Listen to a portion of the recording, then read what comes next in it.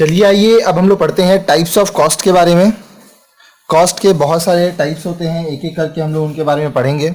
सबसे पहला explicit cost, money cost. A firm purchases the services of assets like building, machines etcetera. एक firm क्या करता है, बहुत सारे एसेट्स का सर्विस खरीदता है, जैसे वो बिल्डिंग खरीदता है, मशीन खरीदता है। It pays hiring charges for building, normally termed as rent. जब वो बिल्डिंग इस्तेमाल कर रहा है, अगर उसका ओनरशिप नहीं है तो वो उसको हायर कर रहा है, भाड़े पे ले रहा है, और जो भाड़ा वो दे रहा है उसको हम लोग रेंट बोलते हैं। It employs workers, account manager etcetera and pays wages and salaries to them. वो वर्कर्स को नौकरी देता है, अकाउंट्स मैनेजर रखता है और उनको क्या देता है, मजदूरी देता है, सैलरी देता है। It borrows money and page interest on it. वो क्या करता है, लोगों से पैसा उधार लेता है और उसके लिए वो ब्याज चुकाता है। It purchases raw material, page electricity bill and makes such other payments. वो क्या करता है, रॉ मटेरियल खरीदता है, इलेक्ट्रिसिटी बिल का पेमेंट करता है और उसी तरह से बहुत सारे ऐसे खर्चे होते हैं जिसका वो भुगतान करता है। All such actual payments on purchasing and hiring different goods and services used in production are called explicit cost. ये जितने भी एक्चुअल पेमेंट्स हैं, क्या चीज में, या तो आप परचेस कर रहे हो किसी चीज को, या तो भाड़ा पे ले रहे हो, हायर कर रहे हो गुड्स या सर्विस प्रोडक्शन के लिए, उसको हम लोग एक्सप्लिसिट कॉस्ट कहते हैं। तो एक्सप्लिसिट कॉस्ट क्या हुआ, हर वो खर्चा जो आप बाहर से ला रहे हो, या तो आप परचेस करके ला रहे हो या तो हायर कर रहे हो, ठीक है।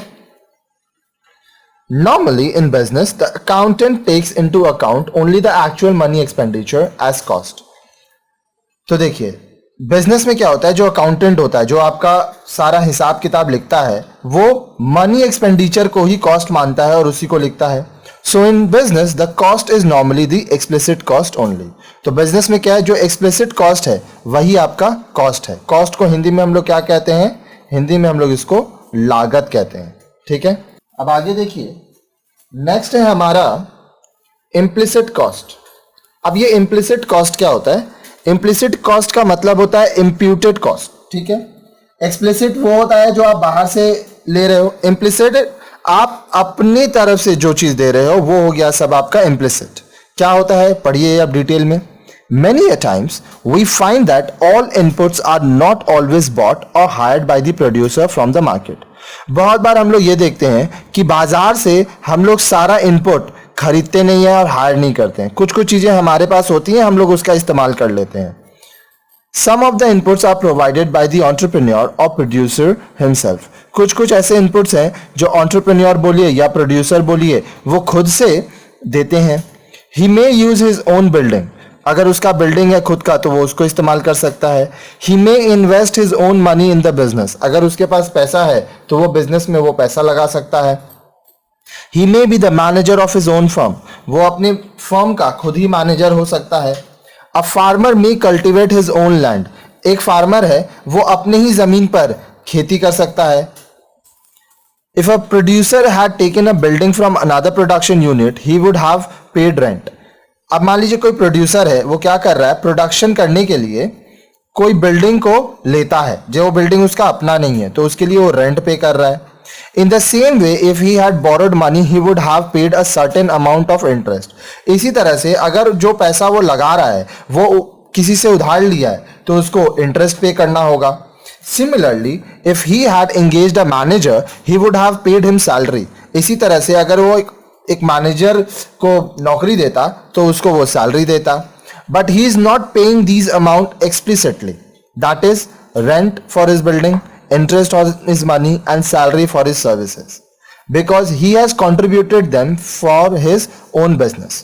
लेकिन implicit cost में आप क्या देख रहे हो कि ये जितना खर्चा है, क्या खर्चा, rent for his building, interest on his money, salary for his services.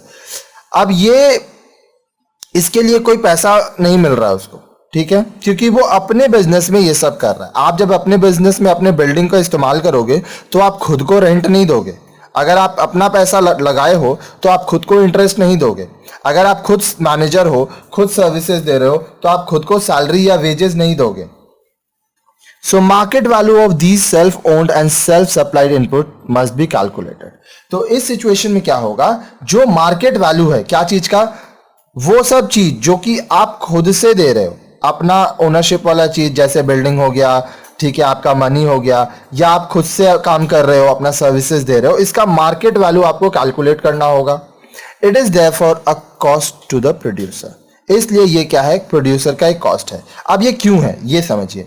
मान लीजिए आपका बिल्डिंग है, ठीक है, अब ये बिल्डिंग में आप खुद काम नहीं करते, किसी और को रेंट पे दे देते, और वो आपको 10,000 रुपया मान लीजिए पर मंथ दे रहा है, ठीक है. तो ये जो 10,000 है ये आपका अपॉर्चुनिटी कॉस्ट था. ये आप खुद काम नहीं करते, किसी और को देते, तो ये पैसा तो आपका आता ही. अब आप खुद काम कर रहे हो तो ये चीज आपके कॉस्ट में जुड़ जाएगा. आपका पैसा है, मान लीजिए आप अपने बिजनेस में 1,00,000 रुपया लगाए हो, अगर ये आप बाजार में किसी को देते, आपको मान लीजिए सालाना 10% इंटरेस्ट मिलता, तो एक साल में आपको 10,000 रुपया इंटरेस्ट मिल रहा है, तो ये भी आपका कॉस्ट में जुड़ जाएगा. ठीक है. We can make an estimate of these costs on the basis of their prevailing market price. अब ये जो हम कॉस्ट निकाल रहे हैं, ये हम लोग कैसे निकालेंगे, अभी मार्केट में इसका क्या प्राइस है वो उसके हिसाब से. Let us term such cost as implicit cost to distinguish them from explicit cost. अब चलिए हम लोग इसको implicit cost बोलते हैं ताकि हम लोग explicit cost से इसको अलग कर सकें. These are also termed as imputed cost. अब जो implicit cost है इसको हम लोग imputed cost भी बोलते हैं. One example of such cost is the imputed rent for the self-owned factory building. इसका एक एग्जाम्पल आप लीजिए कि आपका जो फैक्ट्री बिल्डिंग है वो आपका अपना है, आप उसको इम्प्यूट कर रहे हो, इम्प्यूटेड रेंट है, आप खुद को रेंट दे नहीं रहे हो, ठीक है, लेकिन आप अपना ही बिल्डिंग यूज कर रहे हो. ये बिल्डिंग आप किसी और को देते तो आपको रेंट मिलता. It can be taken as equivalent to the actual rent paid for a similar type of building. अब आप उसका कॉस्ट कैसे कैलकुलेट करोगे, मान लीजिए वही बिल्डिंग अगर आप किसी और को रेंट पे देते तो आपको कितना रेंट मिलता. यहाँ पे मान हम लोग 10,000 का एग्जांपल ले हैं, तो मान लीजिए अगर 10,000 होता तो ये आपका कॉस्ट है जो आप ऐड करोगे. Similarly we can find imputed interest and imputed wages.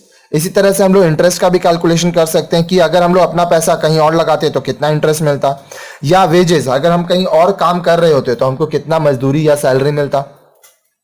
In microeconomics, in addition to the paid out cost, imputed cost is also included in the cost of production. अब जो माइक्रो इकोनॉमिक्स है उसमें क्या है, paid out cost मतलब explicit cost के साथ साथ इम्प्यूटेड कॉस्ट, आपका इम्प्लिसिट कॉस्ट भी लिया जाता है कॉस्ट ऑफ प्रोडक्शन के कैलकुलेशन में.